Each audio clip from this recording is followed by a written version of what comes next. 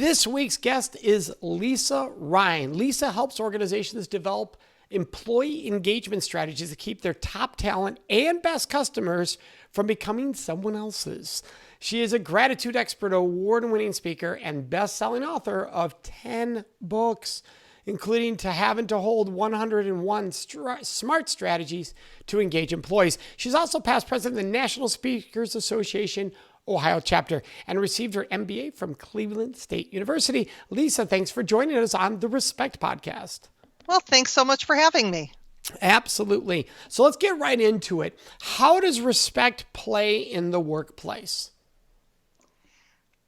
To have really good connections between people, they have to feel that you respect them. You don't necessarily have to like everyone, but to acknowledge them for the skills, the knowledge, the expertise that they bring to the workplace, that is critical in making those connections happen.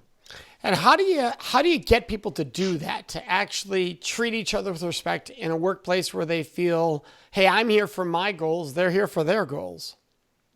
Well, my company, which is called Grategy, stands for Gratitude Strategies. So in my world, everything comes down to gratitude. It comes to looking for the good.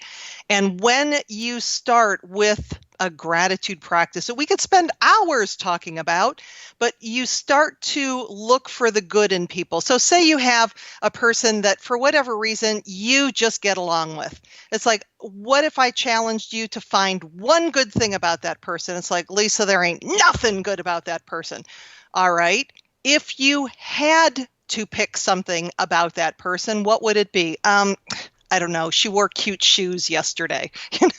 You start there because when you start to acknowledge people, when you're able to look for the good, it starts to change the energy around that relationship. And over time, it does change the relationship. And so so that's in the workplace. What about in our personal life? What about the neighbor next door? The neighbor next door, it's the exact same thing. It all comes down to connection. Mother Teresa once said we're more starved for appreciation than we are for bread. So whether that works, and actually with our neighbor, with our spouse, with our significant others, with our children, when we can go and find the good in those people and let them know that, hey, I appreciate you. Hey, I respect you. Hey, I love you. And say the words that often we take for granted. Working on that in our personal life then actually helps us to bring that better, less stressed person into the workplace. So it really is part of a whole picture. So let's say a parent's at home and they're having a rough day with their kids. The kids aren't listening. Let's say they only have one and is giving them an attitude. How do they even take a breath? Do you have an exercise to give them to take a breath and start with the breath? Because in that moment, they're in total frustration. The breath definitely helps that person. And this is not a press the easy button and everything's changed. Because the thing is that when you're tired, when you're frustrated, that's probably the wrong time to start a new practice. So we're starting before that of changing the conversation. Let's say little Johnny comes home from school. Instead of saying, well, Johnny, how was your day today? And Johnny, of course, because we're wired for negativity. Well, Billy was mean to me. Instead, Johnny, tell me something good that happened today. Now, the first time you ask Johnny for something good, Johnny's going to look at you like you are insane. Like, what happened to you? Who are you? But we just start to change the conversation. Many people, and there's lots of research on gratitude, but it also works with children, that children that have some kind of gratitude practice that are trained to look for the good fare better than kids that don't. And in this immediate gratification society that we live in, when mom and dad take the time with the kids to say, okay, we're sitting down to dinner or we're getting ready for school in the morning. Let's look at something good. Let's look for those things that we can be grateful for. And over time, it becomes that habit. I had one of my clients that they started doing with their kids before going to bed. They would just do their gratitudes right before bed. And on the days the parents forget for whatever reason, their plates are full, the kids are like, how come we're not doing our gratitudes? So even at the beginning where they may be resentful, they may be, oh, this is stupid. Why are we doing this? Over time, it becomes a practice, it becomes a habit, and it starts to change those relationships. How do you get someone in the workplace to even begin to attempt at home? How do you inspire them or give them a bit of a catalyst to do that versus going, I'm not messing with this? Well, one of my favorite ways is the 30-day gratitude challenge. And this is every day for 30 days. Look for 5 ways that you can be grateful. And there's actually 5 different ways. The gratitude journal, of course, is one, writing down 5 things that you're grateful for. There's the verbally thanking people, specifically looking for people and catch them in the act of doing something right, and being specific instead of just saying, hey, thanks. Thank you so much for putting in that extra effort on that report that I needed. Really appreciate, your efforts. It helped a lot. So first, writing them down verbally. Then we have the thank you note and the letter of appreciation. In the world of courting to Lisa Ryan, the thank you note is, thank you for something. Thank you for dinner. Thank you for the gift. Thank you for something. The letter of appreciation is thank you for being you. Thank you because that you're in my life. This is the difference that you make. And then the 5th way is to reflect on or meditate on gratitude each day. So getting into the habit, I used to do, and actually I've been asked to bring it back again, an official 30-day gratitude challenge where people would use the 5 thank yous a day challenge. And then the funniest part was after the 30 days were over, I was getting these emails of people saying, I'm so sorry that the gratitude practice, the 30-day challenge is over because I really liked keeping my gratitude. I'm sitting there thinking, that was part of my evil plan, that you get into the habit of doing it and then you see the difference. And not only do you see the difference, but the people that associate with you also notice the difference. I had one guy who I interviewed after the gratitude challenge, and his wife came up to him and said, what's going on with you? You're not nearly as grouchy as you used to be. So whether or not you feel the difference, other people will also notice. Well, and it's important, and we notice what we're being grateful for. What I mean by that is the compliment, telling somebody I'm grateful for this. In the workplace, when we're doing our program in corporation associations, if you ask somebody to come up and say something nice to this person, they 99% of the time will go to appearance. Mm-hmm. And that's not going to the deep heart of gratitude. That's going for like the easiest route out, and it doesn't connect with people. It's not that it doesn't connect at all, but it's a different thing versus saying, I see you talk about your kids. You clearly are a devoted parent.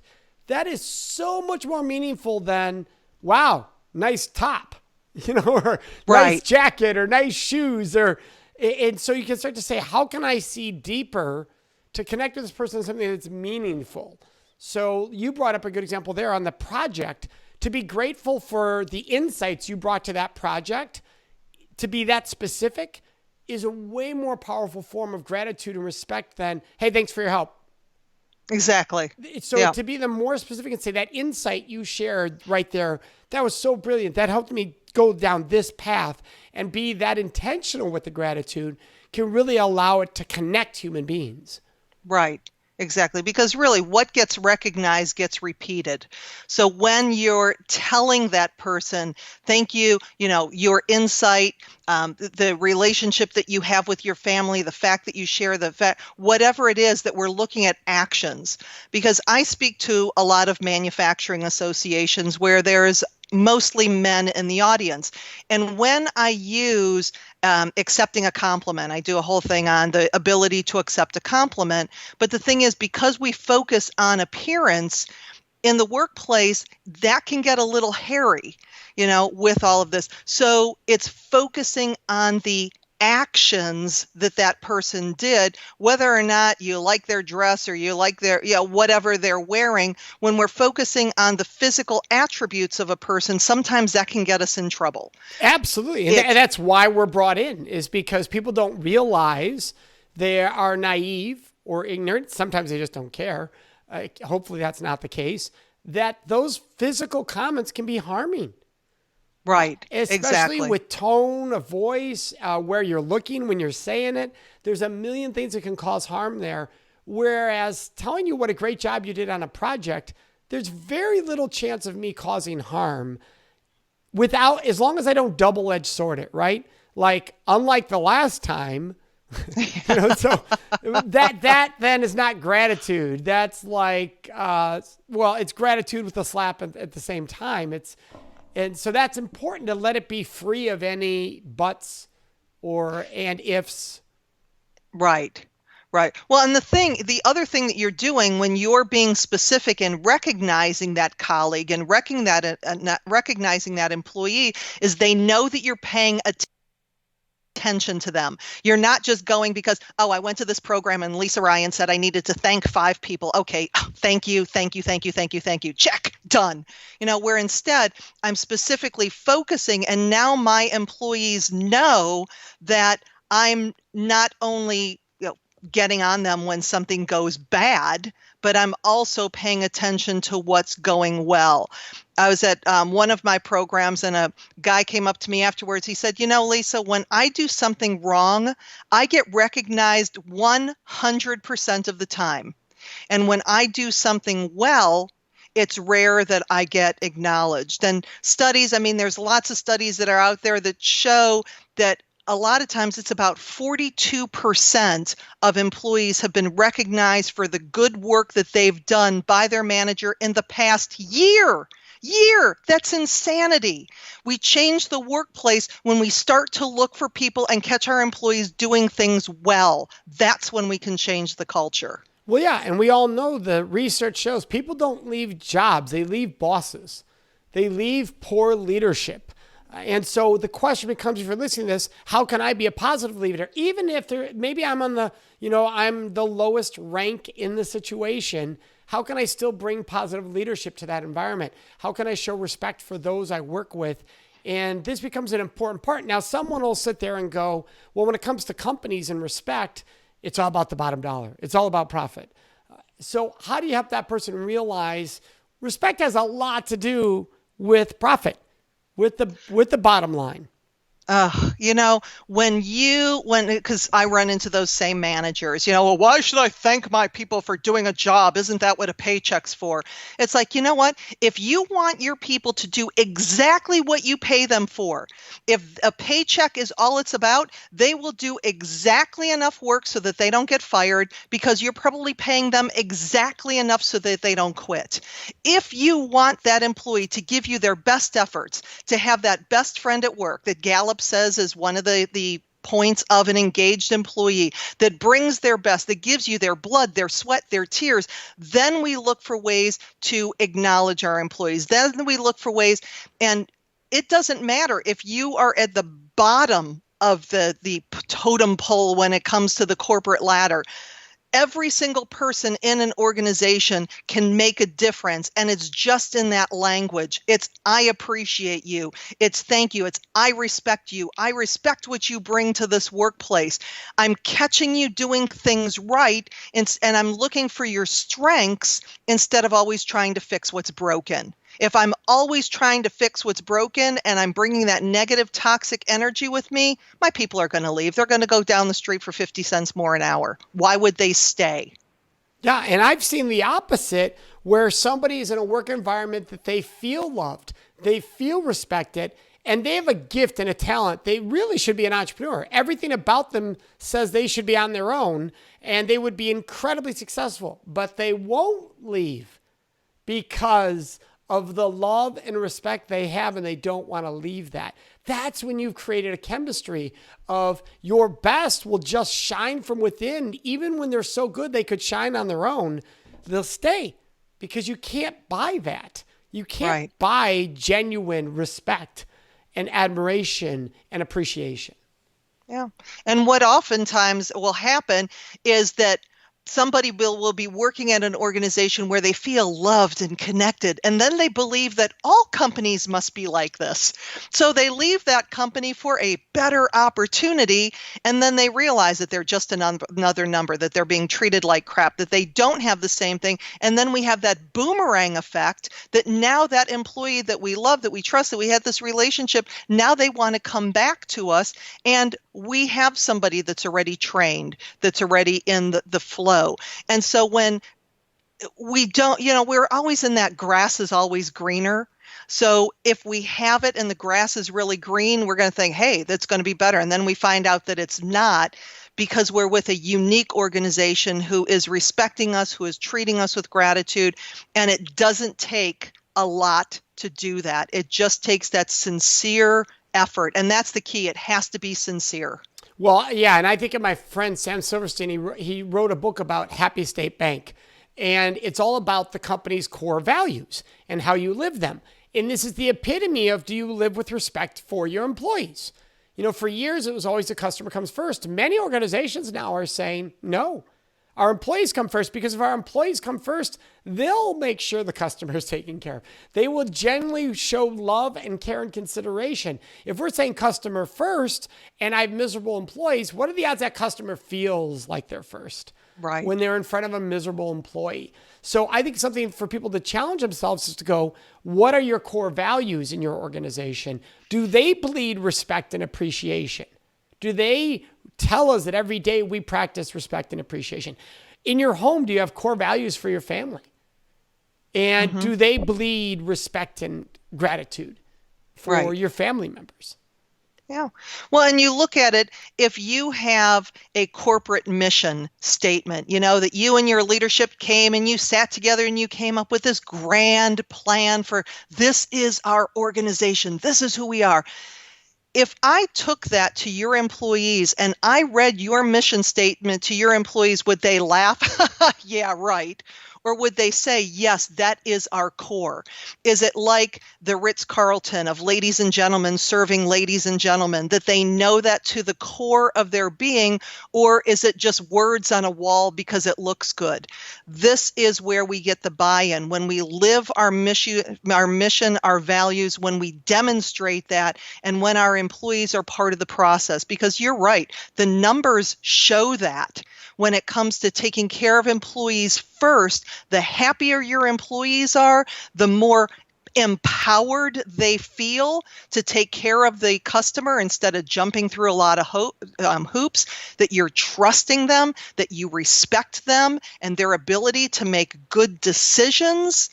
That's where the emphasis needs to be, because that's how you're going to then, you're keeping your top talent from somebody else, from becoming someone else's, and that top talent's now going to help your customers from becoming someone else's as well. Yeah, and draw in more top talent, right? Exactly. If you've got all rock stars, it's easy to get another rock star because they want to be around rock stars. You see it in professional sports all the time where the superstar takes less money to go win the title with the winning team. Why? Because they want to be around winners. People will take less, will give up, will sacrifice to be part of a winning experience. And winning doesn't have to mean more money. It means that I feel like this is something special that I'm part of here. And that is priceless. You're right, though, that if it's forced, it's a different ballgame. In the military, when you're doing trainings, they'll say that briefs well. Now, that briefs well means nothing's going to actually happen after this brief is done. It sounds awesome during the briefing, but none of this is actually going to happen in real life. And I love that term because, right, it's about only in the brief is this logical. Nothing about this is outside of. And that's what I love about being able to have this conversation on the podcast is, how do you make all this applicable? So how do we catch ourselves from losing sight of that? Boy, it really becomes a conscious effort. And that's why I always start with the personal practice of gratitude or something that you're doing personally. So you start to see the benefits of it. But in the workplace, Marshall Lasada did a study where he looked at high-performing teams and he watched them communicate. And what he saw was a 6-to-1 positivity ratio.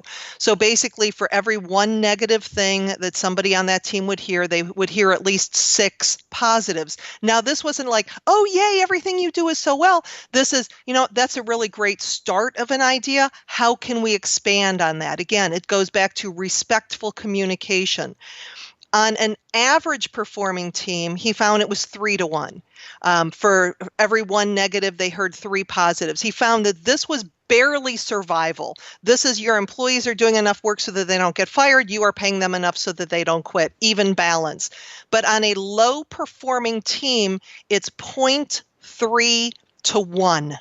So they're hearing 3 times more negatives. It's almost like that old poster back in the day, the beatings will continue until morale improves.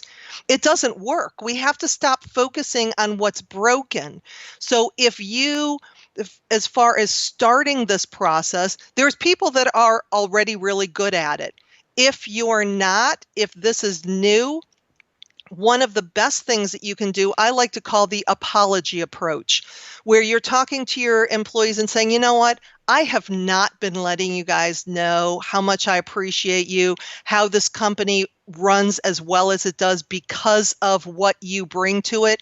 And I take responsibility and I'm going to make more of an effort, because now you've established a little bit of that vulnerability that your employees know why you're doing this, instead of that first time that you're like, okay, Lisa said that I have to start thanking people. And you go up to an employee and you say, hey, thanks so much for doing a great job. They're going to look like you like, okay, what do you want? You've never thanked me in the 25 years I've been here. What is up with you?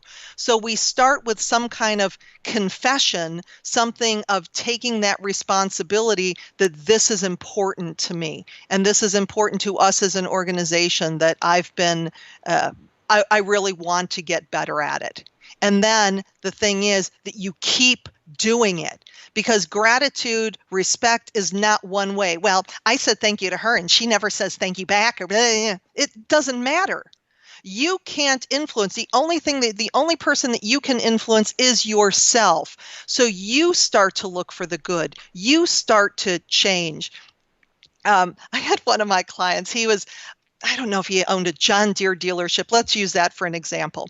And every morning he'd walk in and he'd see Bob and he'd say, "Morning, Bob." And Bob would say, "What's so good about it?" "Morning, Bob." "What's so good about it?" "Morning, Bob." "Morning." "Morning, Bob." He never let Bob's attitude change his good morning. And even though it didn't seem like it, Bob heard him. And over time, his relationships change, because the thing is, we don't know what Bob's home life is like. We don't know if this manager was the only positive thing that Bob ever came into during the day. So that's what I'm saying. Each of us has the opportunity to make a positive influence, whether or not we feel that that other person is hearing us. They are. Absolutely. And what's powerful about that, I love that Bob story, by the way, that's fantastic, is you say to somebody, do you believe that we should treat all people with dignity and respect?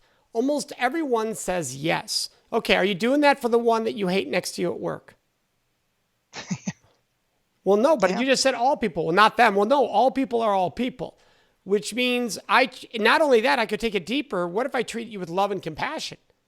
So it starts with respect, and the ultimate form of respect is to treat everyone with love and compassion.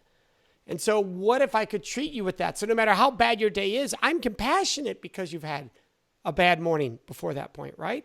So, and that's not giving up on Bob. So that was a brilliant example. What do you think are the barriers that stop people from continuing, that make it so easy after the 30-day challenge to stop doing the gratitude exercise? Gratitude's very easy to do. It's also easy not to do. We say that, oh, this is so basic, we should all know this. And there's a part of us that thinks that, oh, we don't really need to write it down, or we don't need to do this. But it's making that over the long time. I mean, I've been keeping a gratitude journal since 2009. It's the one thing that I can attribute to everything in my life changing. It's just been an amazing practice. And there are times that even me as a gratitude expert get away from it. I'm traveling, I'm tired, my schedule does, whatever it is. And things don't go as well. And I'll be like, my mood's not as happy. It's like, what's going on? Oh, I got away from the practice. You forgive yourself, you move on, which is why I also recommend journals without dates in it. Because if you forget a couple days, then you have to feel all guilty and go make up stuff for a couple days to fill it in. Oh no, just get a journal without dates and start the practice. And if you get away from it, or a lot of times in my programs, I'll ask, who keeps a gratitude journal, show of hands. And I get a lot of, well, I used to, boy, I should do that again. You know what? Forgive yourself, move on. Every single day, every interaction is a new interaction. So just because you got away from it, just because you had a couple bad days, doesn't mean that you can't start fresh and reconnect with that person. I love it. And if, in addition to your 10 books, what would be an additional book that you haven't written that you thought had a powerful impact on that journey for you? Wow, there's so many. Probably as far as establishing relationships, my 2 books in my top 5 are Think and Grow Rich, because of course that changes the way that you think. But Dale Carnegie's How to Win Friends and Influence People. I mean, number one, taking my first Dale Carnegie class is what made me want to be a speaker back in the late 80s. But even the little reminders that Dale Carnegie gives you of the most precious sound to any person is the sound of their name, of just remembering those connections and establishing that relationship with people, especially if you're in top leadership and you're working in a plant and you're walking through the plant and you can say, hey, Bob, hey, Susie, hey, Gary. These people are going, wow, the president knows who I am. It's these little things that make a huge difference, that build those connections. So again, doesn't take a lot of effort, doesn't take a lot of time, but if you make that conscious decision that I'm going to be the positive light. Because the other thing that, you may have our relationships come down to moments, and sometimes they're good moments and sometimes they're bad moments. And just because you're having a bad day, well, she just needs to understand I'm having a day. No, you just created a moment that could destroy that relationship. We look to coming from respect. We look for coming to compassion. That old thing that mom used to tell us, count to 10 before you lose your temper. Leave the email for 24 hours before you press send. Do something so that we never create a moment that is going to destroy the good that we've done to build that relationship. I love it. That's a powerful ending, Lisa. Thank you so much for joining us. You are very welcome. For everyone listening, remember, you can find Lisa at lisaryanspeaks.com. We'll also have links to all of her social media on our show notes at the show website, which is therespectpodcast.com. And we'll also post that all on our social media. I'm going to say that over again. We're going to edit that out. So for everyone listening, remember, you can always find Lisa at lisaryanspeaks.com. And there you'll find her social media. Also on our show notes at therespectpodcast.com, you'll find all the social media links and the website link to Lisa so that you can get this information.